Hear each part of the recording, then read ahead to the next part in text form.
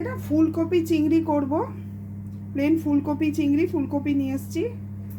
একটু জলের মধ্যে 1 চিপি মতন ভিনিগার আমি দিয়ে রাখছি। এবার ফুলকপিগুলোকে কেটে নেবো।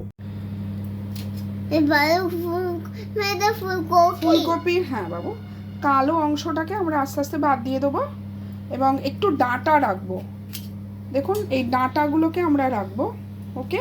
এবং এটা এরমভাবে কেটে নেবো আর ভিনিগার জলে দিয়ে দেবো। বাজারে যা ময়লা সমস্ত কিছু আস্তে আস্তে ভিনিগার জলে একটুখানি 10 মিনিট রাখলে এটা নষ্ট হয়ে যায়।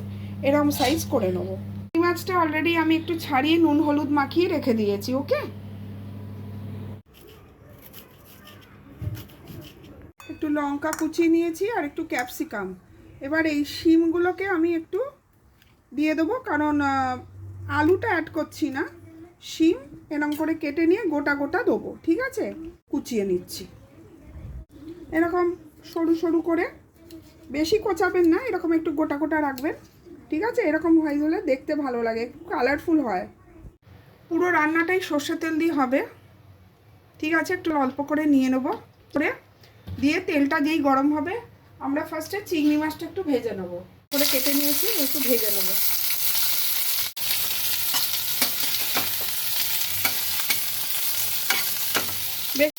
একটু লালচে লালচে করে ভেজে নেবো, করে ভেজে নেবেন হালকা লাল করে, ওকে। এবার আমরা কড়াইতে তেল দেবো। আমরা কড়াইতে একটু তেল দিয়ে নিচ্ছি পরিমাণ মতো, দিয়ে এবার আমরা এই পেঁয়াজগুলো রেখেছি, গ্যাসটা আমি হাই। এবার যে পেঁয়াজ কুচিয়েছিলাম সেগুলো ফেলে দেবো। একটু লালচে লালচে করে আমরা ভাজবো। তার সঙ্গে কিন্তু আমরা ক্যারেটটা কেটে রেখেছিলাম সেটাও দিয়ে দেবো, ও কারণ এটা একটু কালারফুল হবে, বুঝলেন। আর এই কাঁচা লঙ্কাটা সেটাও অ্যাড করে দেবো। ফার্স্টে আমরা একটু কুক করে নেবো পেঁয়াজটা। সব রকম ইনগ্রিডিয়েন্টস আমরা কিন্তু খুব একটা লাল করব না, এরকম করব। কেন? এর যে স্মেলটা এটা কপি আর শিমের মধ্যে যাবে। এই যে আমি ঢেলে দিলাম, ওকে। এবার এর মধ্যে পরিমাণ মতন আপনারা নুন দিয়ে দেবেন,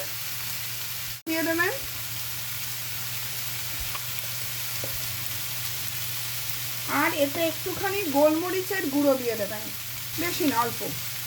আপনাদের ঝাল বেশি লাগলে আপনারা ঝাল দেবেন। এবং জিনিসটাকে ভালো করে এখানে কিন্তু আপনারা কষাবেন। গ্যাসের আঁচটা না একটু মিডিয়াম করে করতে হবে,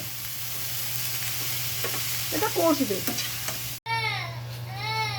দেখুন এরকম ভাজা ভাজা হয়ে যাবে হালকা হালকা। এবার যে চিংড়ি মাছটা ভেজে রেখেছিলাম, এবার চিংড়ি মাছটা এর মধ্যে ঢেলে দেওয়া হবে, ঠিক আছে।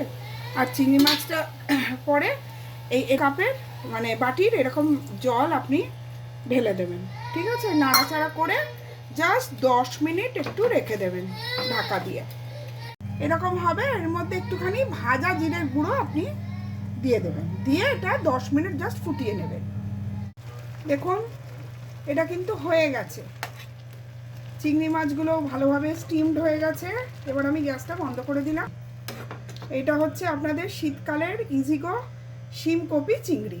প্লিজ লাইক করবেন, সাবস্ক্রাইব করবেন, একটু শেয়ার করবেন, আমার ভালো লাগবে। Thank you.